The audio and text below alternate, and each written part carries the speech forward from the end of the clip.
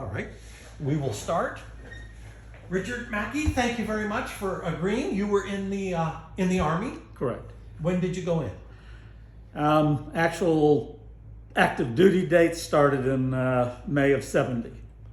And that went on through October of '79 on active duty.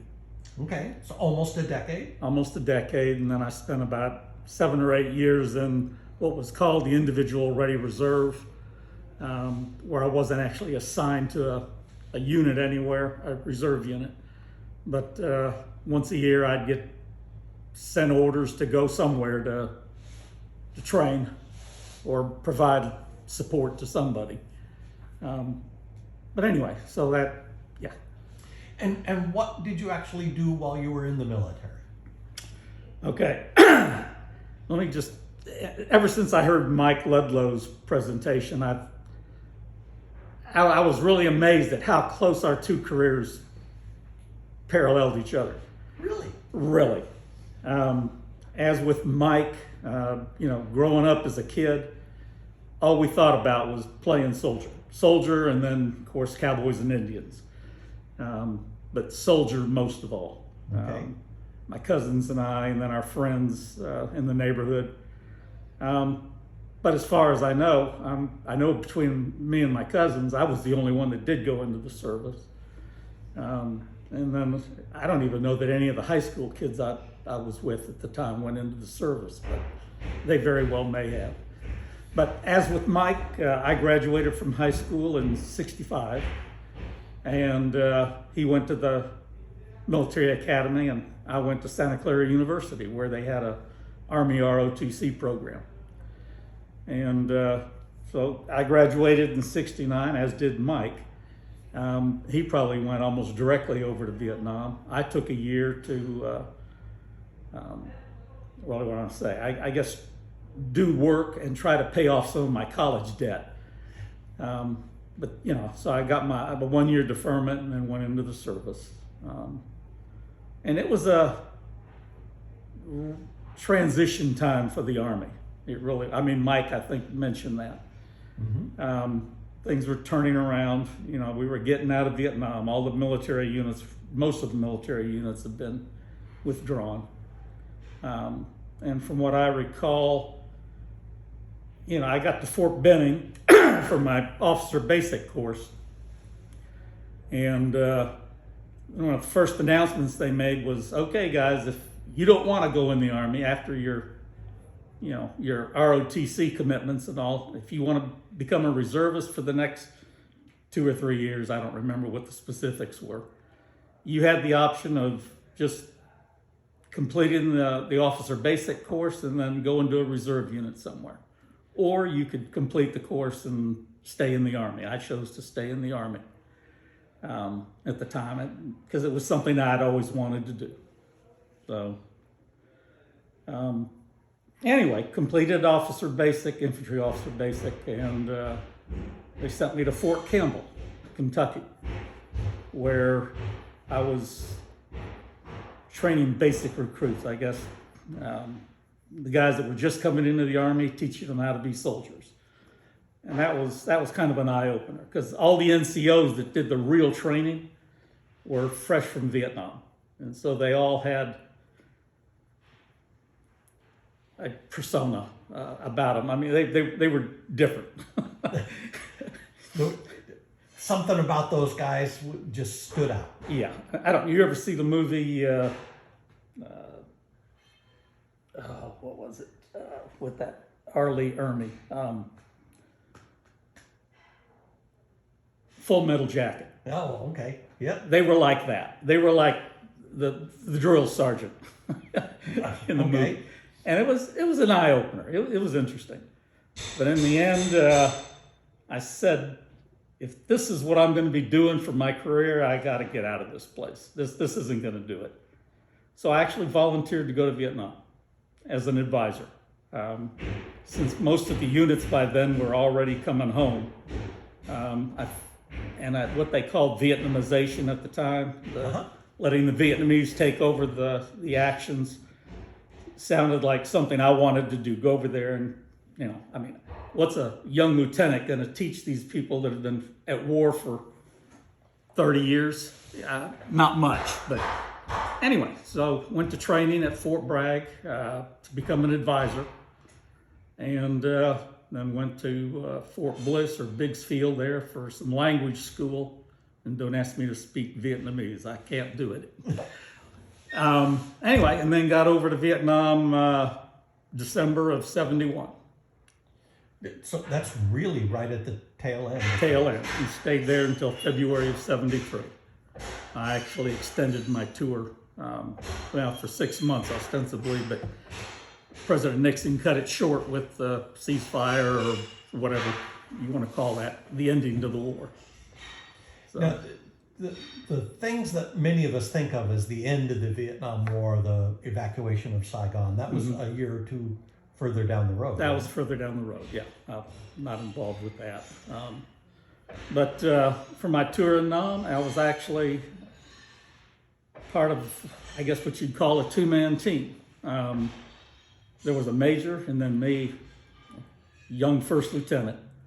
And I actually lived out in a village, in a district where I had interaction with the Vietnamese people just about every day. So that was kind of fun and interesting.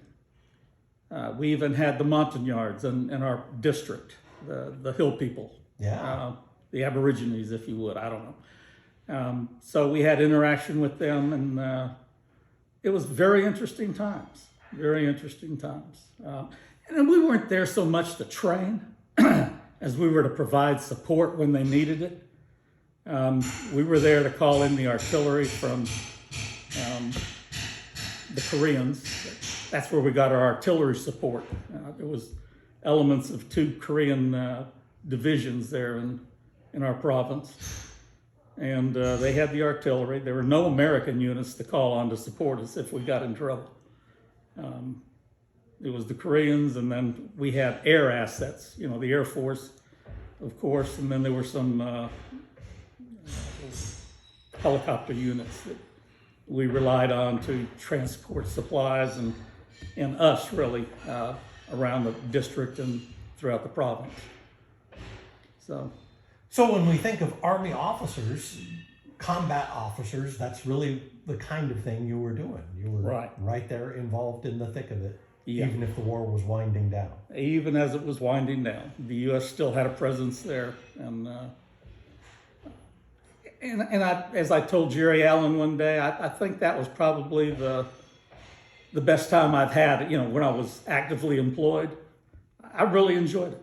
And like Mike, I extended my tour for 6 months, like I mentioned. But I really enjoyed it. And it wasn't the killing or anything like that.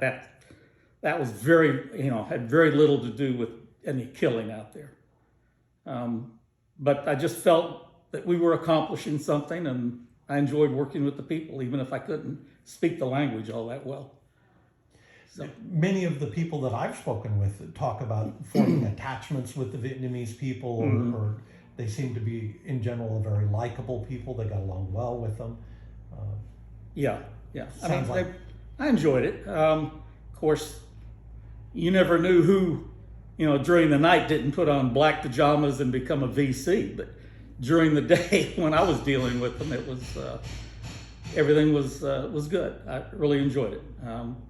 There was a Vietnamese Army major that was the district chief, and he was in the building next to us. Our building was what I think at one time had been an old Special Forces A camp, I guess they call them, or A-team camp. Just the layout of it, the way things were situated, it just had that appearance, as well as the compound itself. I mean, it was just what you envision or what you've seen in movies, where there's the row after row of concertina wire, outposts here and there. I mean, it was fairly small, but it seemed to be well protected, so long as you could rely on the people that were manning the guard posts and whatever. So coming back from Vietnam, did you come back stateside, or Mike talked about he went off to Europe for a couple I came back stateside while in Vietnam as we were pulling out. A friend and I decided, at that time, just kind of weird, and I don't want to sound like an idiot, but they were putting together a team to look for KIAs and missing, people that had been killed in action, whose bodies hadn't been found, or maybe the helicopter they were in hadn't been investigated. So anyway, they were putting together a team to go out and do that, and we wanted to do it. Friend and I. And we were told, nope, they only want Ranger qualified and Special Forces qualified soldiers to be on the team. So I got back to the States, called the infantry branch at the Pentagon, and said, I want to go to Airborne and Ranger School. He says, okay. So I got orders for Airborne and Ranger School, Fort Benning again, and went through the Airborne and Ranger training, then came to Fort Hood.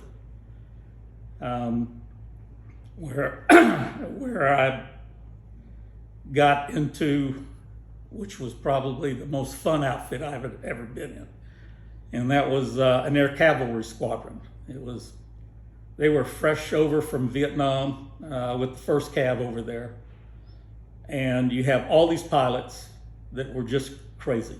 The helicopter pilots, warrant officers. They were a different breed. They really were kind of crazy, but it was fun. I did all the things that you do from a helicopter. We rappelled out of the helicopter from about 100 feet up and all that, and did a lot of what they call nap of the earth flying. Went out to Fort Bliss one time for an exercise and came back with sagebrush on the skids of the helicopter, or tumbleweeds, which we were pretty damn low. That's pretty low. So, it's stuff that just gets the blood going, and it was exciting at the time. So, in fact, it reminded me a lot of some of the stuff in Vietnam, where I'm sure you've seen some of the Vietnam War movies, or maybe you haven't, but they're in a helicopter flying right on the deck, or in this case, it was along a stream bed. And we were down below, almost on the water. Took fire, so we fired back. I doubt we hit anything, but whatever. It was just an exciting time, and it was what I had pictured doing in the military. So, and we use the military differently these days. Yes. But if a young person were coming up and wanted to ask you if you thought it was a good idea, what kinds of advice might you give? I tell them, yes, I think it's a worthwhile experience. It really is. Teach them discipline. It'll teach them, if they try doing something like Airborne or Ranger School, they'll test you.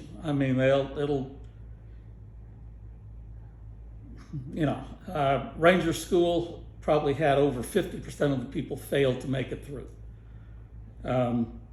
Probably more like 60% fail to make it through. So it really is the cream of the crop. Yeah. There are other schools probably that are tougher, the Ranger, SEAL training and all that, of course. But for the Army, the Ranger School is, I think, considered the toughest course. So, but I made it, and so Air Cavalry, that was the fun. That was the most fun I had in the Army. And then I went to a Mechanized Infantry, not squadron. Everything in the Cav was a squadron instead of a battalion, but it was basically a battalion that was training to go over to Germany on a rotational basis. So we got the unit ready to go to Germany, and then went to Germany for 6 months at the Fulda Gap, just where Mike was, only at a different base. I was at Wildflecken. I think that's how you pronounce it, for 6 months. And just for folks who don't remember, the Fulda Gap was that spot where we thought if the Russians were going to invade Europe, that's where they were going to come through. Yeah, and what we were going to do to stop them, I don't know. But we were there to stop them anyway, or at least act as a tripwire to bring in more support. Anyway, 6 months there, then came back to the States, went to officer advanced course, infantry officer advanced course. And then I went to Korea for my company command. Oh. So I actually had company command over in Korea for a year, spent some time up on the DMZ, looking across at the bad guys. Never saw them. But it again was interesting times. But then came back to Fort Hood, where I had my worst time. Is that just endemic to Fort Hood, or were you just in a bad stretch to the... It was my wife at the time, who wasn't Sherry, had decided that she didn't want to be married anymore. So I was going through that, as well as another company command assignment at Fort Hood, division headquarters company. And it was just a bad time for me. So decided to get out, and that's when I met Sherry. She wanted me to stay in, but I was through with it. I was done with it. She wanted to travel, and I was ready to get out and do something stateside. So I got out. We got married. And when you retired at which rank? I was a major when I got out. Well, let me back up. When I left active duty, I was a captain. And then about a year or two later, I made major as a reservist. And, the reserve duty was interesting. I enjoyed the 2 weeks every year going somewhere, Fort Bragg or Fort Carson, Fort Hood. Of course, they could always send me to Fort Hood at little cost. But I'd get there and they'd say, okay, well, we got your orders. What are we going to do with you? And I said, why the hell am I here if you don't know what you're going to do with me? So, and I really got tired of that after, like I said, about 6 or 7 years in the reserves, and then just got out totally. So no retirement, just got out and became a civilian totally. So looking back, I want to ask about a religious angle on all this. And I think some of the folks that we've talked to have said things like, it really is true, there aren't any atheists in foxholes. Mm-hmm. Others have talked about seeing either wounded colleagues or people who are just sick, and the special time of care and concern you feel when you see somebody else hurt. Looking back, can you identify moments when you thought, God was watching out over me, or times when you may have felt especially close to God and all that? Yeah. How much time do you have? How long do you want this to be? However long you want to talk about. Okay, well, I've got to go back a ways then. All right. I haven't told anybody this, I don't think. But, okay, when I left Fort Campbell, heading to Fort Bragg for the advisor training, I stopped off at Knoxville to visit some friends of my mother's, childhood friends. And that night, I had a dream, okay? And in that dream, I was driving a white car, and I was involved in a bad accident with a semi-truck. Shit, this doesn't portend very much in my favor here. So anyway, I just remembered that dream. And when I got out to California, I'm after going through the language school and all, I'm driving home, and it was Thanksgiving Day, 1971. And driving up, I think it was Interstate 5 at the time, and heavy fog rolls in. All of a sudden, brake lights are flashing everywhere in front of me.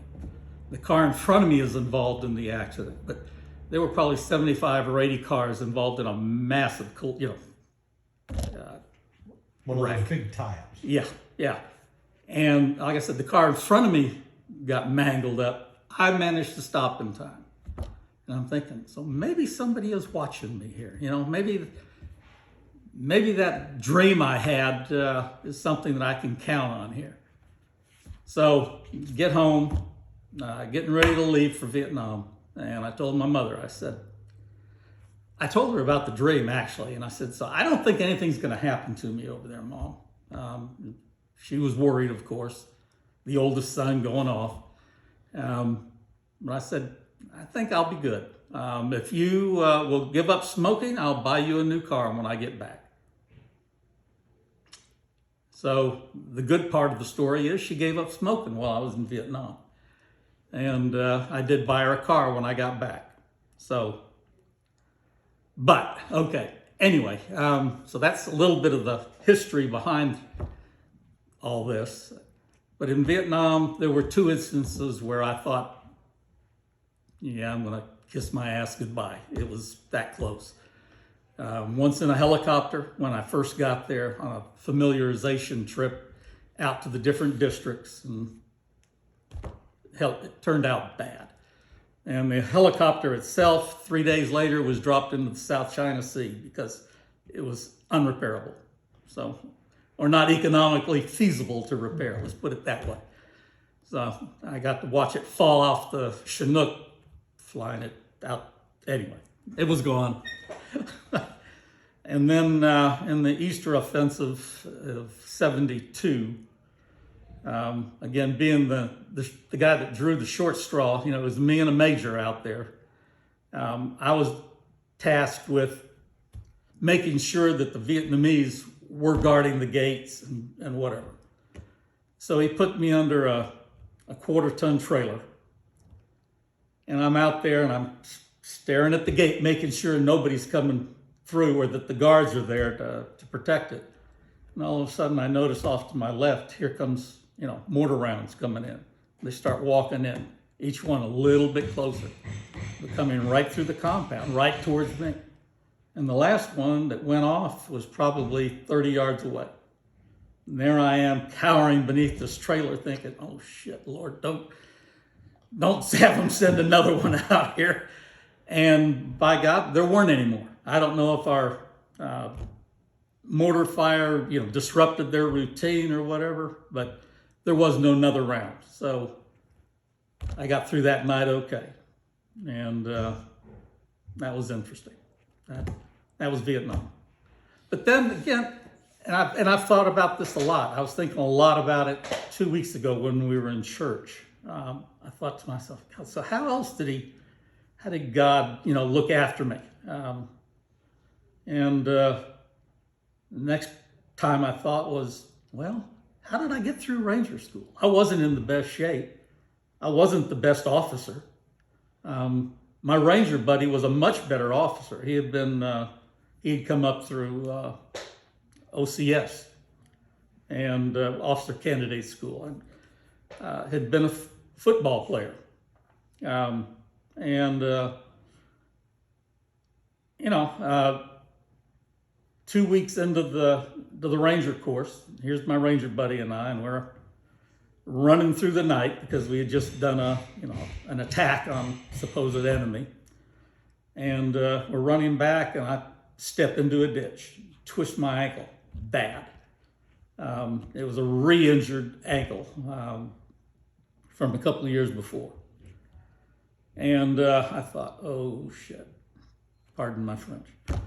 I may not be able to continue at the darn Ranger School. And I sure as heck didn't want to go back and go through it a second time where I, to the stage I was at. But my Ranger buddy knew how to wrap an ankle. He had been a football player, showed me how to wrap it with ace bandages. And 2 weeks after he taught me how to do that, he got his RIF notice. He was being tossed out of the Army, even though he had his tour in Vietnam. I mean, he had been a good soldier as far as I can tell. But the Army was downsizing at the time, and they were getting rid of a lot of people. Officers especially that didn't have the college degree or whatever. But so I'm thinking, all right, maybe that was destiny. Maybe God was saying, okay, I want you to make make it through Ranger training here, and he had somebody there that knew how to take care of my ankle, because the instructors weren't going to help you. If you were messed up, just go home and come back again some other day. I'm thinking, okay, this is good. Like, how much time have we got? Anyway, then one last thing was, I mentioned the bad time when I came back from Korea and got divorced. And, mutual friend introduced Sherry and I to each other. And, as they say, when one door closes, another door opens. And, Sherry was the best thing that had happened to me. Well, until the boys were born. Well, and she may have had a hand in that. She may have had a hand in that too. So, I've got 2 wonderful boys, 2 wonderful daughters-in-law, and 4 wonderful grandchildren. And all because I decided to get out of the service when I did. So. Well, part of the reason for this, as I tried to say before, is for us to not only say thank you for your service seems to be a kind of phrase that gets tossed around a lot these days. But I want to put a little something and be sure that people hear your story and appreciate the things that you have done in our name. So thank you very much. You're welcome.